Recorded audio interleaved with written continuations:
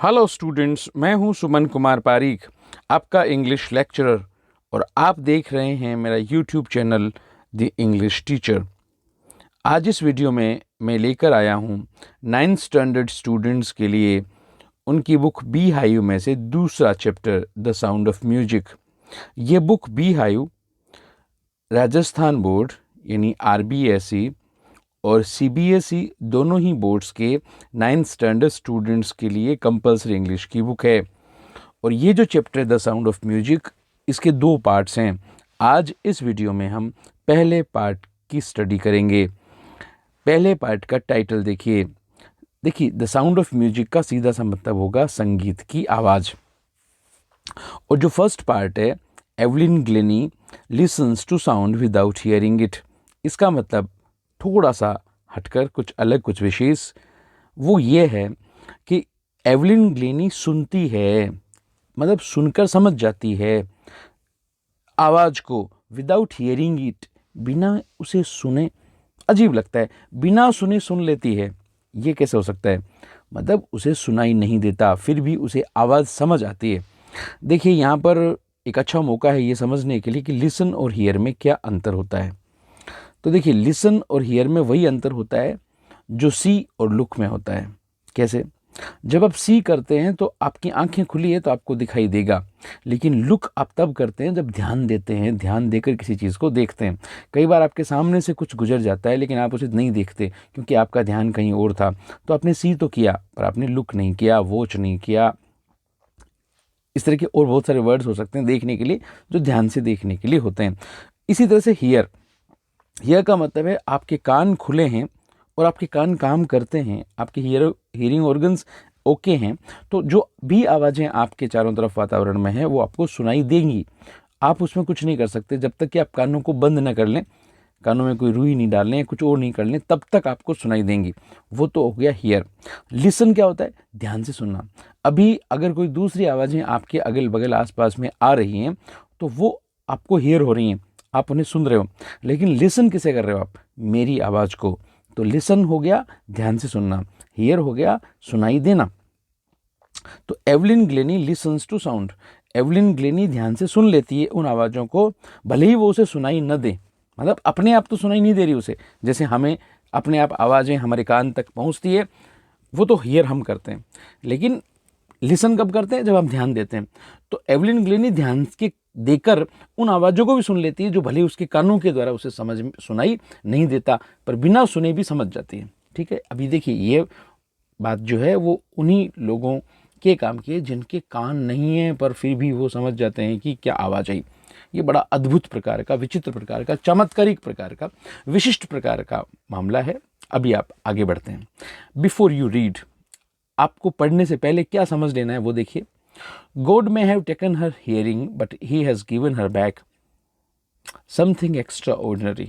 भगवान ने भले ही उसके सुनने की ताकत उसे छीन ली हो, पर इसके बदले में उसे बहुत ही अद्भुत, असाधारण कुछ दिया है। What we hear she feels, हम जो सुनते हैं उसे वो महसूस करती है। far more deeply than any of us, और हम में से किसी से भी कहीं ज़्यादा गहराई के साथ वो महसूस करती है। That is why she expresses music so beautifully, इसीलिए, दैट इज़ वाई मतलब इसीलिए वह व्यक्त करती है, अभिव्यक्त करती है संगीत को इतना सुंदर तरीके से। ये किसी की कही हुई बात है। अभी हमने बस जो एवलिन ग्लेनी के बारे में कही गई थी उस बात का कोटेशन यहाँ पर दिया था, वो हमने पढ़ लिया। अब देखिए, स्टार्टिंग हुई है भी चैप्टर की, आप तसल्ली से समझिए कि हमारी स्टार्टिंग में आप इतना तो समझिए कि हमारे चैप्टर की जो मुख्य पात्र है, जो हीरोइन है, जिसके बारे में ये चैप्टर है, जो कहानी है, वो है एवलिन ग्लेनी। और वो सुन नहीं पाती, उसके कान नहीं है। मतलब कान नहीं का मतलब कान उसके काम नहीं करते, बाकी ऑर्गन्स जो भी होते हैं कान के अंदर के भी, वो काम नहीं करते हैं, इसलिए वो सुन नहीं पाती है, वो बहरी है। Read the following account of a person, नीचे दिया गया विवरण पढ़िए एक ऐसे व्यक्ति का, who fought against a physical disability, जो लड़ी एक शारीरिक अक्षमता के विरुद्ध, and made her life a success story, और अपने जीवन को एक सफलता की कहानी बना दिया। चलिए आगे बढ़ते हैं, शुरू करते हैं। Rush hour crowds jostle for position on the underground train platform, जगह है प्लेटफॉर्म ट्रेन का। अंडरग्राउंड ट्रेन जो होती हैं उनके प्लेटफॉर्म्स पर भीड़ में हर व्यक्ति अपनी जगह सही से बनाए रखने के लिए कोहनियाँ मारता है, धक्के मुक्की करता है। सो रश आर क्राउड्स क्यों हैं? ये वो समय है जब ज़्यादा लोग ट्रेन में बैठने के लिए आते हैं स्टेशन पे, या तो उन्हें कहीं ऑफिस जाना है या फिर ऑफिस से लौटना है। मॉर्निंग में 10, यूँ मान लीजिए कि 8:30 साढ़े 8 से 10 साढ़े 10 तक का टाइम, शाम को 4 से 6 7 बजे तक का टाइम, ये रश आवर्स होते हैं, मतलब वो टाइम होते हैं जबकि भीड़ ज़्यादा होती है। तो रश आर क्राउड्स जोसल का मतलब वो भीड़ क्या करती है, द कंपेल करती है for position on the underground train platform, ताकि उसको सही जगह मिल जाए जहाँ से वो सीधा डिब्बे में बैठ सके। उसी जगह पर हर कोई खड़ा होना चाहता है जहाँ डिब्बे का दरवाजा आता है, तो वो धक्का मुक्की फिर करते हैं। ये जगह है जहाँ कुछ हो रहा है। अब यहाँ पर उस प्लेटफॉर्म पे अ स्लाइट गर्ल, एक दुबली पत्ती सी लड़की, लुकिंग यंगर देन हर 17 ईयर्स, हालांकि वो 17 वर्ष की लेकिन उससे भी छोटी दिखाई देती है, was nervous yet excited as she felt the vibrations of the approaching train. वो थोड़ी सी नर्वस है लेकिन फिर भी एक्साइटेड है, मतलब वो थोड़ी सी कुछ घबराई हुई है पर फिर भी वो उत्साहित है। As she felt the vibrations of the approaching train, क्योंकि जैसे ही उसे वो वाइब्रेशंस, वो तरंगें महसूस हुई पास में आती हुई ट्रेन की, तो बहुत उत्साहित हो गई, वो उत्तेजित हुई, हालांकि वो पहले से कुछ डरी हुई घबराई हुई भी है।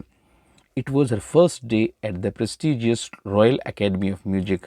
ये उसका पहला दिन था जबकि वो उस प्रतिष्ठित रॉयल एकेडमी ऑफ म्यूजिक जो कि लंदन में है वहाँ जाने वाली थी। And daunting enough for any teenager fresh from a Scottish farm. और ये एक तरह से डोंटिंग मतलब फ्राइटनिंग दिया हुआ भी आप देख सकते हैं सामने स्क्रीन पर भी। आपके इस चैप्टर में से ये PDF है जिसमें से मैं पढ़ रहा हूँ, तो आपकी बुक में भी सेम ये सारी चीज़ें सही मिलने वाली है। वो डरावना है पर्याप्त रूप से किसी बच्चे के लिए जो सीधा सीधा किसी गांव के स्कूल से, गांव के इलाके से आया हो। But this aspiring musician faced A bigger challenge. मगर ये जो म्यूजिशियन है, एस्पायरिंग का मतलब जो आगे बढ़कर कुछ हासिल करना चाहता है, जिसका सपना है कुछ बनने का, तो यहाँ पर म्यूजिशियन बनने का सपना हमारी इस लड़की का है। एस्पायरिंग म्यूजिशियन जो चाहती है, जिसका सपना है संगीतकार बनना चाहती है बनना, उसके सामने तो एक बड़ा चैलेंज भी है बाकी लोगों की बजाय। वो क्या है? शी वॉज प्रोफाउंडली डेफ, कि वो पूरी तरह से बहरी थी। तो संगीत की दुनिया में कदम रखते हुए नया बच्चा जब कोई किसी साधारण गांव से, स्कूल से, इलाके से, छोटी जगह से एक इतने बड़े रॉयल एकेडमी में जा रहा है, तब वो निश्चित रूप से डरा हुआ होगा। लेकिन यहाँ इसके साथ एक समस्या और भी है। बाकी लोगों के सामने समस्या होती है कि साहब वो नए हैं, नहीं जानते हैं कुछ भी या कम जानते हैं, बड़े लोगों के बीच पहली बार जा रहे हैं, इतने बड़ी जगहों पर उन्हें पहली बार मौका मिल रहा है। लेकिन यहाँ तो एक समस्या और भी विकट और बड़ी और विकराल है, और वो है कि वो लड़की जो है वो सुन नहीं सकती है, पूरी तरह से बहरी है। तो एक बहरी लड़की संगीत के इतने बड़े स्थान पर जा रही है जहाँ पर संगीत का कुछ कार्यक्रम है या जो भी वहाँ पर उसे किसी खास पर्पस से जाना है, तो संगीत सीखने के लिए, बजाने के लिए, बताने के लिए, प्रदर्शन के लिए, जिस किसी के लिए, पर वो रॉयल एकेडमी ऑफ म्यूजिक में इतनी बड़ी जगह पर लंदन में जा रही है। और हर कोई घबरा जाएगा, साधारण व्यक्ति भी जो इसकी पृष्ठभूमि के जैसा होगा, साधारण, बहुत ही ज़्यादा साधारण पृष्ठभूमि वाला, वो भी घबराएगा। बच्चा होगा तो वो भी घबराएगा। लेकिन इसके साथ तो सारी बातें हैं। वो बहुत यंग है, बहुत छोटी है, वो बहुत ही साधारण पृष्ठभूमि से आई है, और साथ में बड़ी बात यह है कि वो तो बहरी है। Evelyn Glennie's loss of hearing had been gradual.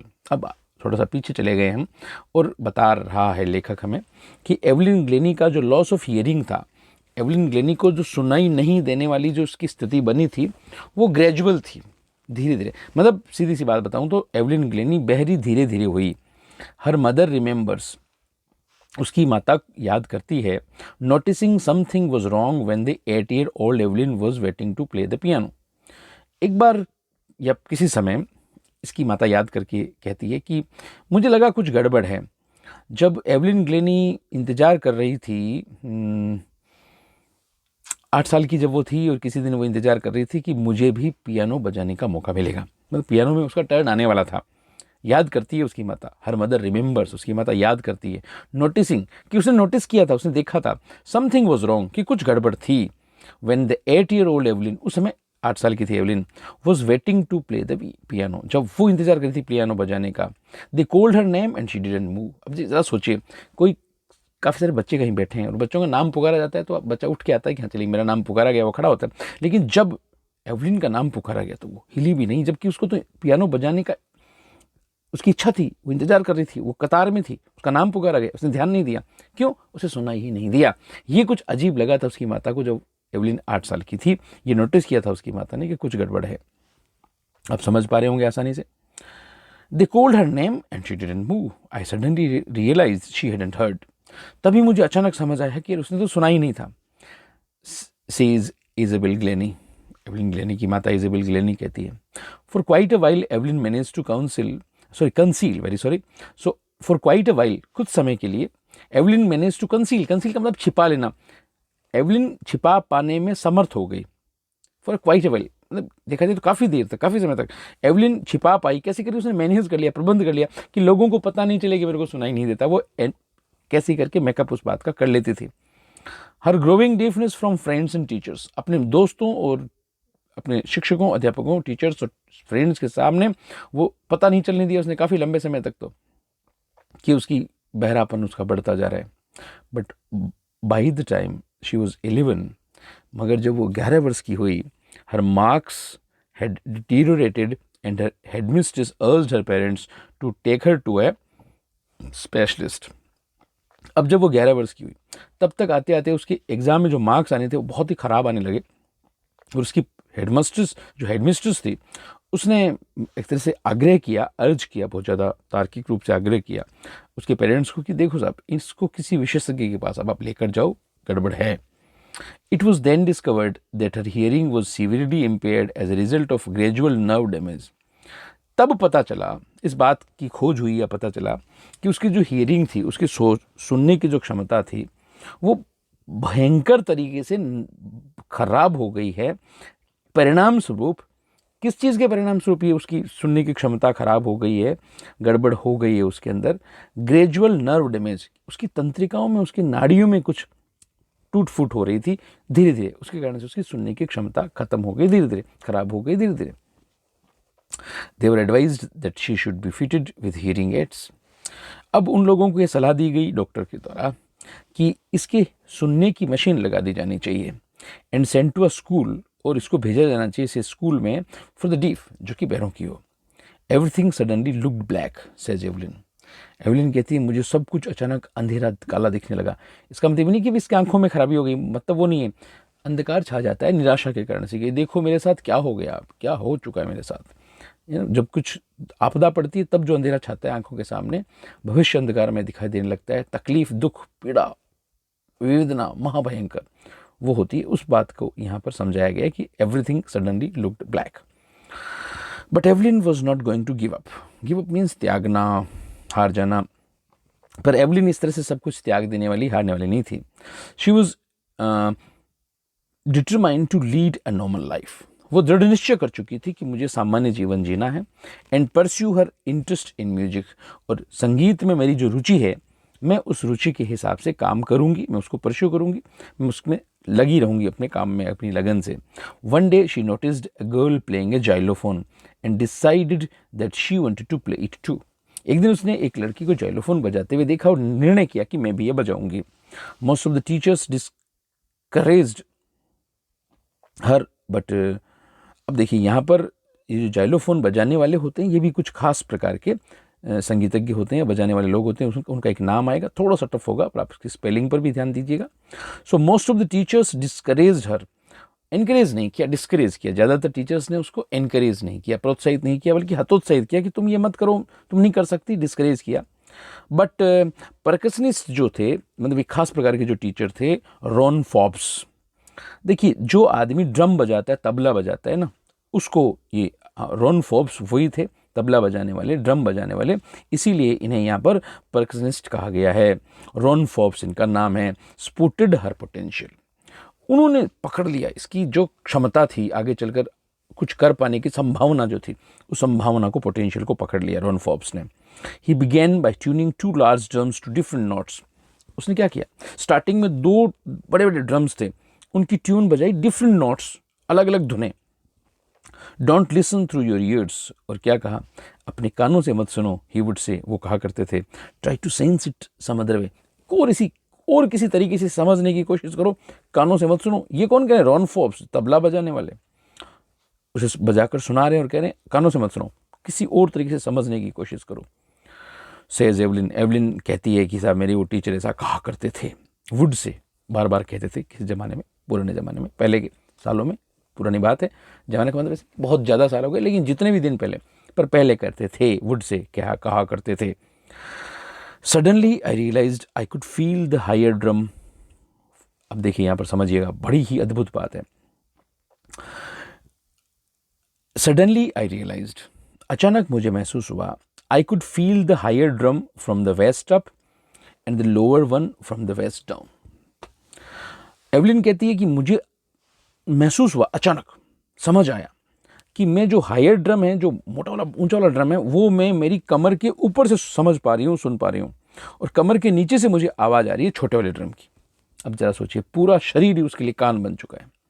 Forbes repeated the exercise and soon Evelyn discovered that she could sense certain notes in different parts of her body. अब देखिए यहाँ पर फोर्ब्स बार बार बजाते थे वो ड्रम्स, ये एक्सरसाइज रिपीट करते थे, और एवलिन को मैं समझ आया, एवलिन को पता चला कि वो समझ पाती है डिफरेंट नोट्स जो हैं, अलग अलग तरह की धुनें जो हैं, वो शरीर के अलग अलग अंगों से उसे समझ आती है। बताइए आप, ये क्लियर है यहाँ पर, बहुत आसानी से सब कुछ मैं आपको समझा रहा हूँ।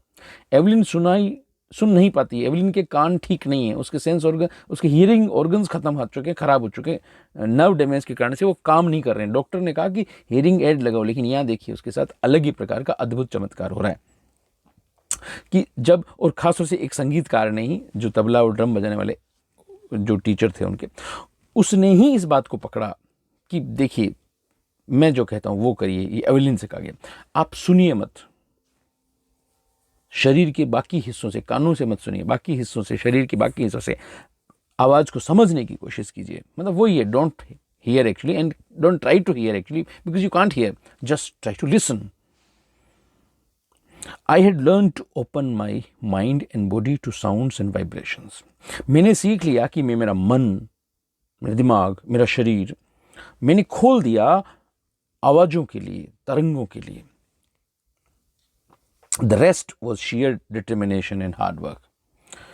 ये तो मैंने सीखा कि शरीर से कैसे वाइब्रेशंस को कैसे महसूस करना। हमारे जेब में अगर फ़ोन रखा होता है, आवाज़ नहीं आती, वाइब्रेशन आती है, हमें पता चलता फ़ोन आया, कुछ हो रहा है, तो वही वाइब्रेशन से भी आप बहुत कुछ समझ सकते हैं। The rest was share determination. इसके अलावा क्या था? ज़बरदस्त दृढ़ निश्चय और कठोर परिश्रम। शेयर डिटर्मिनेशन, ज़बरदस्त दृढ़ निश्चय, और हार्ड वर्क, कठोर परिश्रम। She never looked back from that point onwards. इसके बाद उसने मुड़कर पीछे नहीं देखा। She toured the United Kingdom with a youth orchestra and by the time she was 16, छोटे बच्चों की ऑर्केस्ट्रा के साथ वो यूनाइटेड किंगडम गई, यूके गई, इंग्लैंड गई। वैसे मैं आपको किसी दिन आगे चल के बताऊंगा, मेरे किसी डिफरेंट वीडियो में आप इस चैनल पे देख पाएंगे कि यूके, ब्रिटेन और ग्रेट ब्रिटेन, यूके और इंग्लैंड, इनमें क्या फ़र्क है।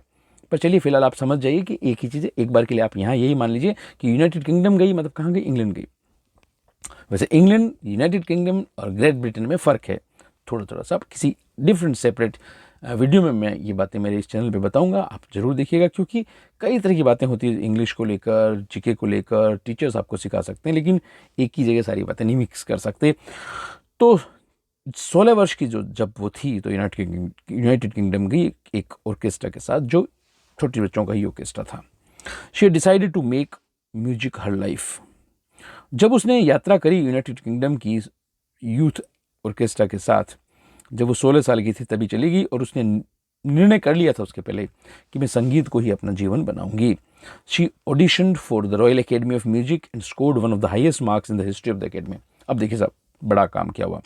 उसने ऑडिशन दिया। आपको पता है किसी भी नृत्य के लिए, गाने के लिए, संगीत के लिए, जब आप कहीं जाते हैं तो बड़े जो टीचर्स उस टाइम के, उस जगह के जो जजेज होते हैं, उनके सामने आपको ऑडिशन देना पड़ता है, ताकि पता चले कि आप में वो मूलभूत प्रतिभा, क्षमता, योग्यता है या नहीं, आप वो कर पाएंगे कि नहीं कर पाएंगे। तो इसने भी ऑडिशन दिया, एवलिन ग्लेनी ने, और इतिहास जो था उस एकेडमी का, उस इतिहास में सबसे ज़्यादा मार्क्स वो लेकर आई।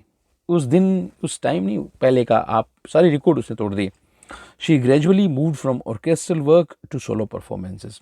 अब देखिए ऑर्केस्ट्रा में क्या होता है, बहुत सारे लोग साथ में बजाते हैं, लेकिन उसने धीरे धीरे क्या किया, वो बदल लिया उसने अपना फील्ड, और ऑर्केस्ट्रा की बजाय वो एकल प्रदर्शन करने लगी, सोलो, अकेला परफॉर्मेंसेस देने लगी अकेले। At the end of her 3-year course, जब 3 साल का उसका कोर्स खत्म हुआ, she had captured most of the top awards. उसने ज़्यादातर जो बड़े अवार्ड्स थे वो जीत लिए थे जब उसका 3 साल का कोर्स खत्म हुआ तब तक। एंड फॉर ऑल दिस, और इस सब के लिए, Evelyn won't accept any hint of heroic achievement.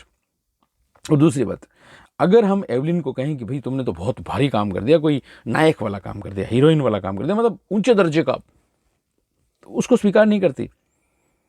वो कहते इसमें क्या है, if you work hard and know where you are going you will get there. अगर आप कठोर परिश्रम करेंगे और आपको पता है कि आप कहाँ जा रहे हैं तो आप वहाँ पहुँचेंगे जहाँ आप जाना चाहते हैं। And she got right to the top. और वो कहाँ पहुँची, सीधी खटाक से झटाक से ऊपर, शिखर पर, समिट पर। The world's most sought after multi-percussionist with a mastery of some 1,000 instruments and hectic international schedule, वो बन गई। कैसी, तबला बजाने वाली, ड्रम बजाने वाली, मल्टी, वो भी बहुत सारे, एक साथ कई सारे ड्रम्स तबले बजाने वाली, और मास्टरी हो गई उसको, करीब करीब 1,000 इंस्ट्रूमेंट्स पर उसकी मास्टरी होगी। इस तरह के इंस्ट्रूमेंट्स जो होते हैं उन पर, अब बताइए, हमें तो उन इंस्ट्रूमेंट्स की इतनों के नाम भी नहीं पता होते हैं, उसने तो इनको बजाने में मास्टरी हासिल कर ली। और बहुत ही व्यस्त अंतर्राष्ट्रीय यात्रा कार्यक्रम उसका होने लगा। हेक्टिक इंटरनेशनल शेड्यूल, बहुत ही थका देने वाला है ना, बहुत ज़्यादा व्यस्तता भरा अंतर्राष्ट्रीय कार्यक्रम यात्रा के उसके बनने लगे। यहाँ जाना है, फिर वहाँ जाना है, फिर वहाँ जाना है, इस तरह से। It is intriguing to watch Evelyn function so effortlessly without hearing. Actually बहुत ही रोचकता, उत्सुकता और आकर्षण से भरा होता है इंटरव्यूइंग का मतलब है, यहाँ पर ध्यान रखना।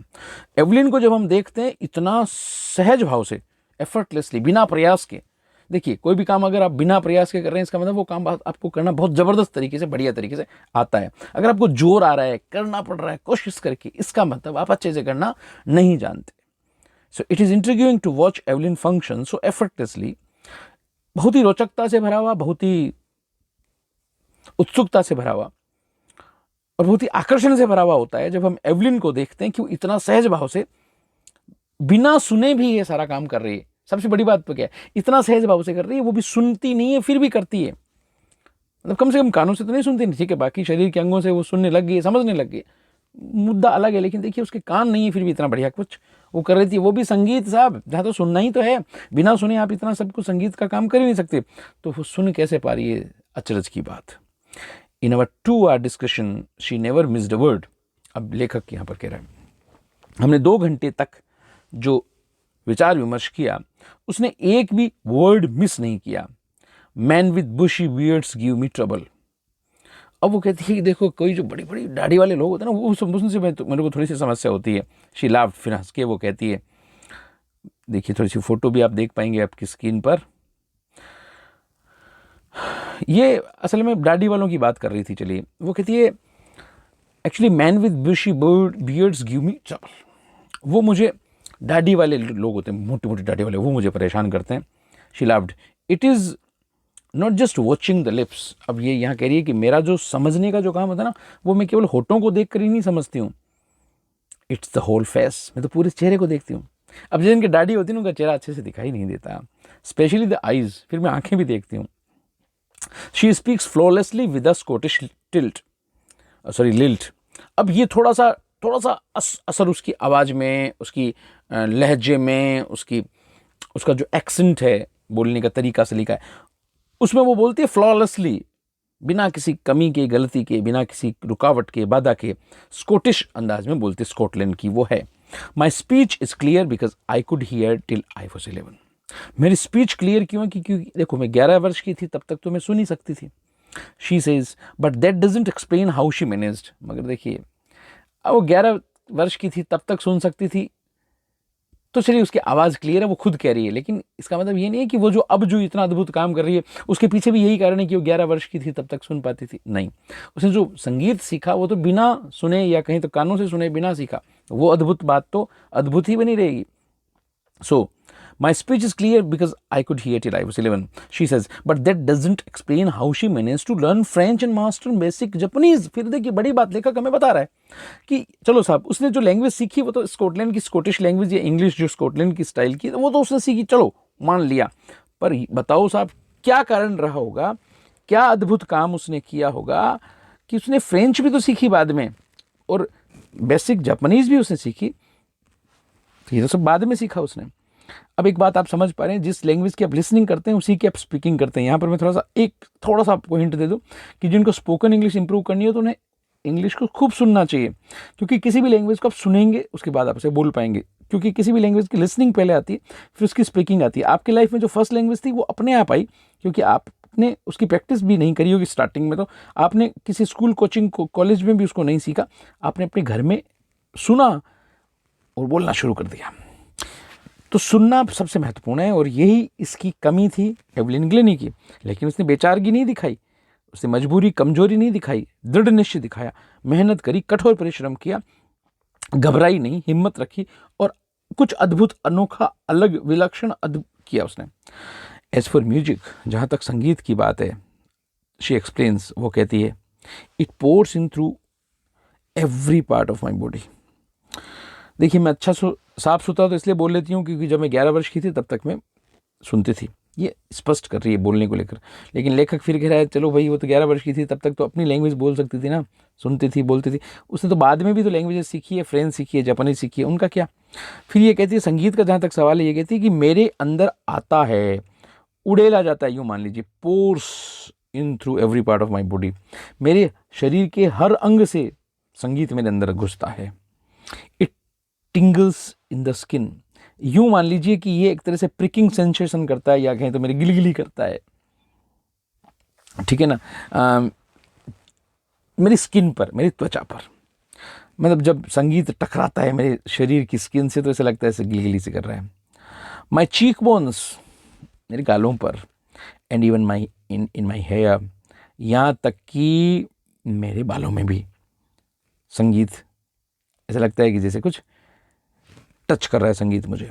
When she plays the xylophone, जब वो जाइलोफोन बजाती है, she can sense the sound passing up the stick into her fingertips. जब वो जाइलोफोन बजाती है तो वो महसूस कर पाती है कि साउंड जो है वो उसकी फिंगरटिप्स पर पहुंच रही है। कहाँ से होते हुए? स्टिक्स पर से होते हुए उसके अंगुलियों में आवाज़ घुस रही है। बताइए आप, वो उसका पूरा शरीर सुनने लग गया है। जब उसके कान नहीं तो पूरा शरीर कान बन चुका है और उतना अच्छा सुन लेता है कि हम सुन ही नहीं पाएंगे उतना अच्छे से। संगीत की समझ गहराई से, थोड़ी सी आवाज़ के अंतर से कितना बड़ा फ़र्क पड़ता है हम देखते हैं कलाकारों को। By leaning against the drums she can feel the resonances flowing into her body.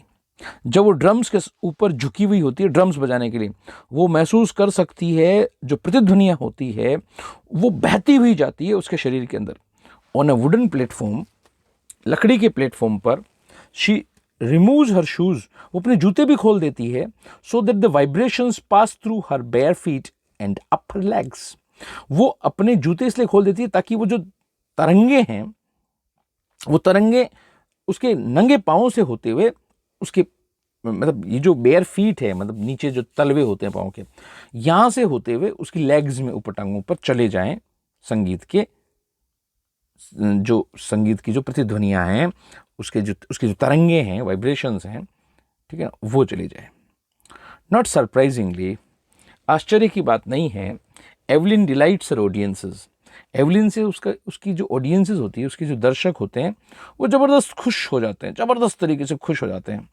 In 1991, she was presented with the Royal Philharmonic Society's prestigious Soloist of the Year Award. अब ये इनाम का नाम है ना, Soloist of the Year Award उसे मिला, जो प्रेस्टिजियस है, प्रतिष्ठापूर्ण है, प्रतिष्ठित है। देने वाले कौन? रॉयल फिलहार्मोनिक सोसाइटी ने दिया 1991 में। ये तो सीधे सीधे नाम है, आप याद रखिएगा। सेज मास्टर पर्कसिनिस्ट जेम्स ब्लेड्स, जो एक बहुत ही उम्दा दर्जे के, आला दर्जे के ओके जो पार्किंसंस थे, जेम्स ब्लेट्स, वो कहते हैं God may have taken her hearing but he has given, ये स्टार्टिंग में आया था अगर आपको याद हो तो, God may have taken her hearing but he has given her back something extraordinary, what we hear she feels far more deeply than any of us. बताया था मैंने इन सब का अर्थ। That is why she expresses music so beautifully. भगवान ने हो सकता है उसके सुनने की शक्ति उसे छीन लियो, लेकिन उसे बहुत ही कुछ अलग, अद्भुत, असाधारण दे दिया उसके बदले में, सुनने की क्षमता छीनने के बदले में। हम जो सुनते हैं उसे वो महसूस करती है, और कहीं ज़्यादा गहराई से, हम जितना सुनते हैं उससे हम जितना गहराई से नहीं सुनते होंगे उतनी ज़्यादा गहराई से वो उसे महसूस करती है, इसीलिए वो संगीत को इतना सुंदर तरीके से अभिव्यक्त करती है। Evelyn confesses that she is something of a workaholic, sorry. So Evelyn confess करती है, स्वीकार करती है कि वो एक तरह से देखा जाए तो वर्केहोलिक है, मतलब काम नशा है उसके लिए, है ना। वर्क और देखा जाए ना तो उसके लिए नशा है, काम उसे करना ही पड़ता है, बिना काम के उसे रहा नहीं जाता है। Okay, I have just got to work, मुझे तो काम करना ही पड़ता है। Often harder than classical musicians, और मुझे तो जो क्लासिकल म्यूजिशियंस हैं, जो शास्त्रीय संगीत बजाने वाले हैं, उनसे कहीं ज़्यादा करना होता है। But the rewards are enormous, लेकिन इनाम भी तो बड़े ज़बरदस्त मिलते हैं, इसके बदले में जो प्रतिफल मिलता है वो भी तो ज़बरदस्त है। Apart from the regular concert जो नियमित रूप से उसकी जो संगीत संध्याएं या संगीत के कार्यक्रम हुआ करते हैं, जरूरी कि संध्या में हो, सुबह भी हो सकता है, पर संगीत के कार्यक्रम है ना, उनको कॉन्सर्ट्स कहते हैं। सो नियमित कॉन्सर्ट्स के अलावा Evelyn also gives her free concerts in prisons and hospitals. अब देखिए, जब जेलों में, है ना, हॉस्पिटल्स में भी अपनी वो फ्री कॉन्सर्ट्स देती है। She also gives high priority to classes for young musicians, वो जो नए उभरते हुए संगीतकार होते हैं उनकी क्लासेस लेने को भी वो काफ़ी ऊंची प्राथमिकता देती है। And रिचलिन of the Beethoven fund for diff children says, अब ये नाम है संस्थान का और उस व्यक्ति का, वो कहते हैं she is a shining inspiration for diff children, बहरे बच्चों के लिए वो एक चमकता हुआ उदाहरण है। They see that there is nowhere that they cannot go, ये कहते हैं कि उन्हें फिर दिखाई देता है, समझ आता है कि ऐसी कोई जगह नहीं है जहाँ वो पहुँच नहीं सकते, वो जा नहीं सकते। क्यों? एवलिन को देखते हैं, एवलिन के लिए प्रेरणा है। उन लोगों के लिए जो कि नहीं सुन पाते, वो एवलिन को जब देखते हैं इस प्रकार से सफल होते हुए, और सफल हो चुकी है, अब उसे देखते हैं तो उन्हें लगता है कि ऐसी कोई जगह है नहीं जहाँ हम नहीं पहुँच सकते। निश्चित रूप से हम सब जगह पहुँच सकते हैं, मतलब हम हर चीज़ हासिल कर सकते हैं।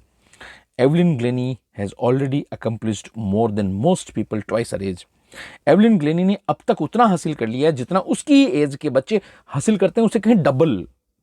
Evelyn Glennie has already accomplished, मतलब सीख लिया है, हासिल कर लिया है, more than most people twice her age, उसकी एज के ज़्यादातर लोगों से डबल।